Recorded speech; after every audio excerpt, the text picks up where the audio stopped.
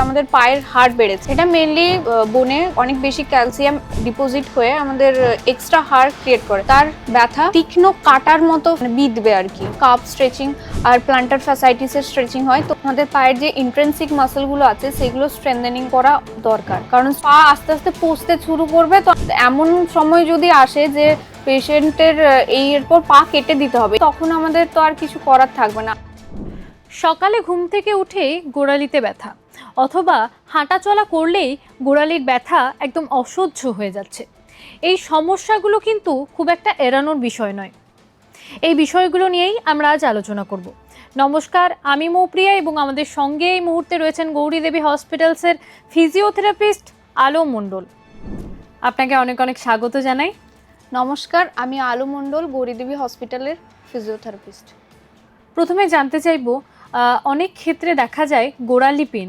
তো গোড়ালি পেন তো অনেক ধরনের হয়, কিন্তু এক ধরনের পেনের কথা যেটা আমি বলছি সেটা হচ্ছে সকালবেলা ঘুম থেকে বিছানার থেকে মাটিতে পা রাখলাম, ভীষণ পায়ে ব্যথা, গোড়ালিতে ব্যথা। এটা ঠিক মানে কি কি কারণে হয়? এটা মেনলি প্লান্টার ফ্যাসাইটিস বলে এটাকে। তো আমরা যখন দৈনন্দিন জীবনে চলাফেরা করছি, তো আমাদের বডির ওয়েট, ম্যাক্সিমাম ওয়েটটা আমাদের পা বা গোড়ালি বিয়ার করছে। তো আমাদের গোড়ালি থেকে পায়ের নিচের পায়ের পাতা, গোড়ালি থেকে আঙুল পর্যন্ত একটা ফ্যাসা গেছে বা একটা ফাইব্রাস টিস্যু গেছে। তো ওই টিস্যুটা যখন ইনফ্লেমড হচ্ছে, তখন গিয়ে আমাদের এই পেনটা ক্রিয়েট করছে। গোড়ালি ব্যথার মধ্যে আরও অনেক কারণেই হতে পারে, তার মধ্যে হচ্ছে হিল স্পার হচ্ছে আমাদের যখন অনেক বেশি ক্যালসিয়াম জমে আমাদের গোড়ালির যে হাড় আছে, ক্যালকিনিয়াম হাড় আছে, তো ওই বোনে অনেক বেশি ক্যালসিয়াম ডিপোজিট হয়ে আমাদের এক্সট্রা হাড় ক্রিয়েট করে। তো আমাদের অনেক সময় এটা চলতি ভাষায় শুনতে পাওয়া যায় যে আমাদের পায়ের হাড় বেড়েছে। তো এটাকে আমরা হিল স্পার বলে থাকি। এছাড়াও আমাদের অ্যাচিলিস টেন্ডেনাইটিস বলে একটা হয়, আমাদের পায়ের পেছনে একটা টেন্ডন গেছে, অ্যাচিলিস টেন্ডন, ওখানে ইনফ্লামেশন হলে তখন আমাদের হিল পেন দেখা যায়। তার সাথে সাথে আমাদের যখন অনেক বয়স হয়ে যায়, তখন আমাদের শরীরে তো শুধু হাড় তো নেই, আমাদের হাড় আছে, মাসল আছে, সফট টিস্যু আছে, আরও অনেক কিছু দিয়ে তৈরি। তো আমাদের সেরকম ফ্যাটের একটা টিস্যু লেয়ার থাকে। তো আমাদের গোড়ালির ক্যালকিনিয়াম বোনের নিচে একটা ফ্যাট প্যাড থাকে। তো ওটা পাতলা হয়ে গেলে, আমাদের বয়স যখন হয় তখন আমাদের অনেক সময় ওটা পাতলা হয়ে যায়। তো ওটা পাতলা হয়ে গেলে তখন আমাদের গোড়ালি ব্যথা থাকে। এটা কি মানে স্পেসিফিক কোনো মহিলাদের বা পুরুষদের হয়, নাকি বয়সের কারণে হয়? না, এটা সব বয়সেই দেখা যেতে পারে, তরুণ থেকে শুরু করে বয়স্ক সবার ক্ষেত্রেই এটা কমন। এই যে গোড়ালি ব্যথা হয়, এর সাথে আরও কি কোনো লক্ষণ বা উপসর্গ রয়েছে যেগুলো আমরা জানি না? আমাদের প্রথম গোড়ালি যখন ব্যথা বলবে পেশেন্ট, তো উনি যখন বেড থেকে উঠে ফার্স্ট স্টেপ ফেলবে, তখন তার হিলে প্রচণ্ড পেন হবে। তো এটা হচ্ছে ফার্স্ট লক্ষণ এটা গোড়ালি ব্যথা, বা সে হয়তো বুঝতে পারবে যে আমার কোনো প্যাথোলজি হচ্ছে গোড়ালির কাছে। তার সাথে সাথে তার ব্যথা তীক্ষ্ণ কাটার মতো বিঁধবে আর কি, ব্যথাটা ফিল হবে এটা। আর তার সাথে ওই জায়গাটা কোনো কোনো সময় ফুলেও থাকবে, আর টাচ করলে অসহ্য রকমের ব্যথা হবে। এই সব লক্ষণের মাধ্যমে আমরা জানতে পারবো যে তার গোড়ালি পেন হচ্ছে বা হিল জায়গাটাতে কোনো প্যাথোলজি হচ্ছে। মানে এটা কি শুধুমাত্র হাঁটা চলা করলেই হয়, নাকি বসে থাকলেও এই ব্যথাটা অনুভব হয়? অনেক সময় এটাও দেখা যায় যে অনেকক্ষণ বসে থাকার পর হঠাৎ যদি দাঁড়িয়ে যায় কেউ, তো তখনও হিল পেন হতে থাকে। এই প্ল্যান্টার ফ্যাসাইটিস হোক বা গোড়ালির ব্যথা, তো এক্ষেত্রে ফিজিওথেরাপির ভূমিকাটা কোথায়? ফিজিওথেরাপির অনেক ধরনের ট্রিটমেন্ট হয়, তার মধ্যে কিছু ইলেকট্রোথেরাপি থাকে, যেমন ইউএসটি বা লেজার থেরাপি। এইগুলোর মাধ্যমে ওই জায়গায় যে সূক্ষ্ম টিয়ারের ফলে ইনফ্লামেশন তৈরি হচ্ছে, তো ওই ইনফ্লামেশনটাকে কিওর করতে সাহায্য করে এই ইলেকট্রোথেরাপির মাধ্যমে। তার সাথে কিছু স্ট্রেচিং এক্সারসাইজ হয়, যেমন কাপ স্ট্রেচিং আর প্লান্টার ফ্যাসাইটিসের স্ট্রেচিং হয়। তো ওই স্ট্রেচিং এক্সারসাইজের মাধ্যমে আমাদের যে সফট টিস্যুটা সংকুচিত হয়েছে, সো সেটা স্ট্রেচ করলে ওটা তার নিজের জায়গায় ফিরে আসে। এই সব ক্ষেত্রে ফিজিওথেরাপির ভূমিকা অপরিসীম। আমাদের সমাজে অনেকে রয়েছে যাদের অনেকক্ষণ দাঁড়িয়ে থাকতে হয়, সিকিউরিটি গার্ড হয়ে যাক, নার্স হয়ে যাক, অনেকে রয়েছে। তো তাদের কি বেশি হতে পারে এটা?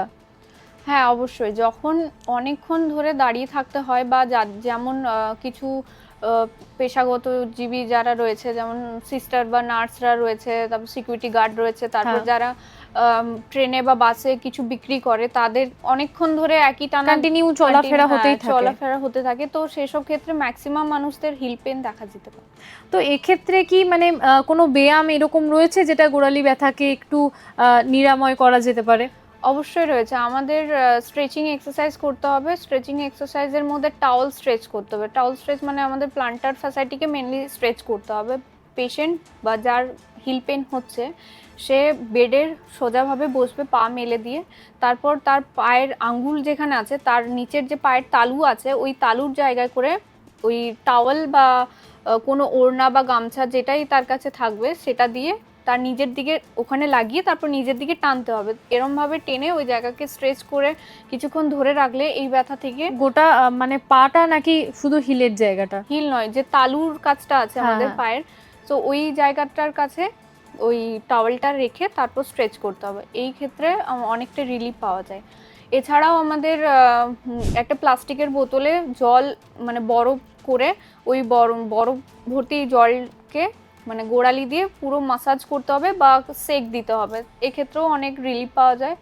তার সাথে আমাদের মার্বেল প্রিকিং বা কোনো টাওয়ালকে মেঝেতে বিছিয়ে সেই টাওয়ালকে আমরা পায়ে দিয়ে যেমন করে কোড়ানোর মতো চেষ্টা করি, তো ওরকমভাবে আঁকড়ে ধরে ওকে একবার ধরতে হবে, আবার এরকম করে রিলিজ করতে হবে। এরমভাবে করে আমাদের পায়ের যে ইন্ট্রেন্সিক মাসলগুলো আছে সেগুলো স্ট্রেংথেনিং করা দরকার, কারণ স্ট্রেংথ ভালো থাকলে পায়ের মাসলে তাহলে তার বডি ওয়েটটা মানে ওয়েটটা নিতে পারবে ভালোভাবে।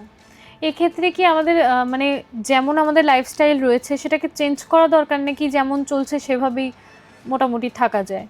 আমাদের লাইফস্টাইল চেঞ্জের মধ্যে আমাদের হিল মানে আমাদের অনেক সময় আমরা কি করি যে যে জুতো পরি সেগুলো সফট জুতো হয় না, সব সময় শক্ত জুতো বা হিল জাতীয় জুতো এগুলো বেশি ম্যাক্সিমাম পরা হয়, মেয়েরা এগুলো বেশি ইউজ করে।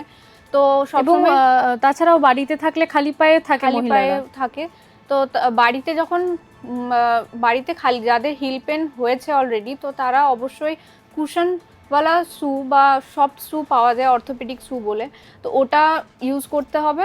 আর তার সাথে সাথে যখন বাইরে যাবে তখন হিল কুশন পাওয়া যায়, একটা জেলি লাইক স্ট্রাকচার হয় বা আরও অনেক রকমের এখন নতুন অনেক উঠেছে, তো ওই জেলি লাইক স্ট্রাকচারগুলো ইউজ করে তাদের হিল পেন দূর করতে পারবেন। আর অনেক ক্ষেত্রে বডির ওয়েট কমানো অবশ্যই দরকার, কারণ যখন আমাদের বডি ওয়েট আমাদের হাইটের তুলনায় অনেক বেশি থাকবে তখন আমাদের আনওয়ান্টেড স্ট্রেস পড়বে পায়ে, তো তার ফলে আমাদের গোড়ালিতে এক্সেসিভ হার্ট বা সেই সফট টিস্যুগুলো আছে ওগুলো ইনফ্ল্যাম হওয়ার চান্স সব থেকে বেশি থাকবে। কখন বুঝবো যে এবার আমাদের একজন বিশেষজ্ঞ চিকিৎসকের দরকার বা একজন ফিজিওথেরাপিস্টের পরামর্শ নেওয়া জরুরি?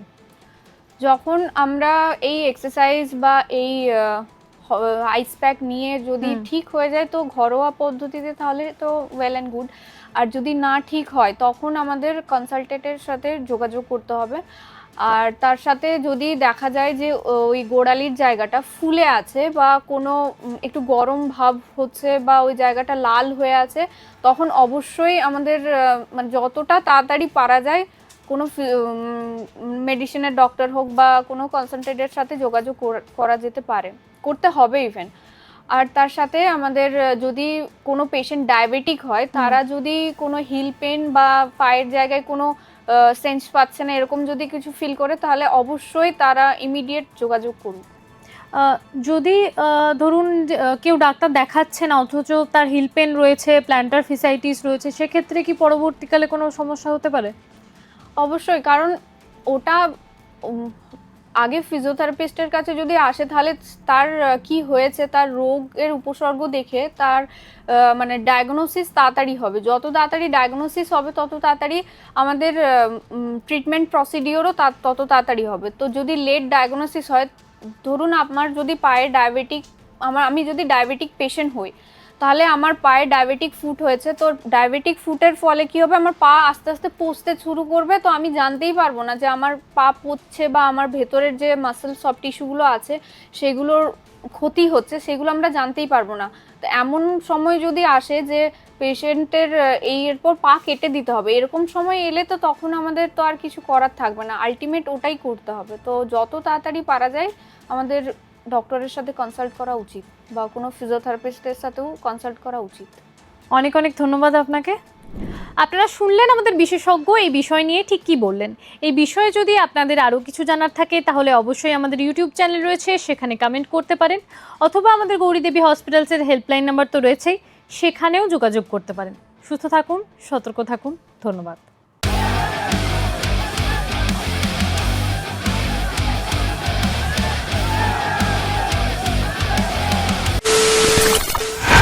খবরের নামে প্রতিদিন সন্ধে আপনার ড্রয়িং রুমে কি শুধুই চিৎকার চেঁচামেচি খেয়ে আসে? বিতর্কের নামে চলে গালাগালি আর কাদা ছোড়াছুড়ি। এবার সময় পরিবর্তনের, কারণ আমরা কান ফাটানো চিৎকারে বিশ্বাস করি না, আমরা বিশ্বাস করি খবরের সত্যতায়। আমরা কোনো পক্ষের হয়ে গলা ফাটাই না, আমরা সাধারণ মানুষের হয়ে প্রশ্ন তুলি। চিৎকার নয়, শুধু খবর হবে যেখানে বিতর্ক আছে কিন্তু কুৎসিত ঝগড়া নেই। সঠিক তথ্য, বিশ্বস্ত খবর। নজর রাখুন আর প্লাস নিউজে।